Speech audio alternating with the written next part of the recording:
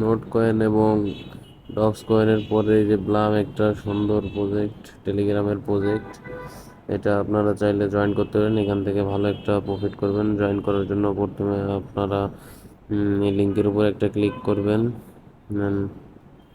আপনারা সরাসরি ব্লামের ভিতরে ঢুকে যাবেন। দেন এখানে ফার্মিং অপশনে আপনারা ক্লিক করে দিবেন এবং টাস্ক অপশনে কিছু টাস্ক আছে, আপনারা এগুলা কমপ্লিট করে ক্লেম করে দিবেন। এখানে আপনারা এখানে ইনভিটেশন, ইনভাইট ফ্রেন্ড, এখানে ক্লিক করে আপনারা ইনভাইট পাঠাবেন।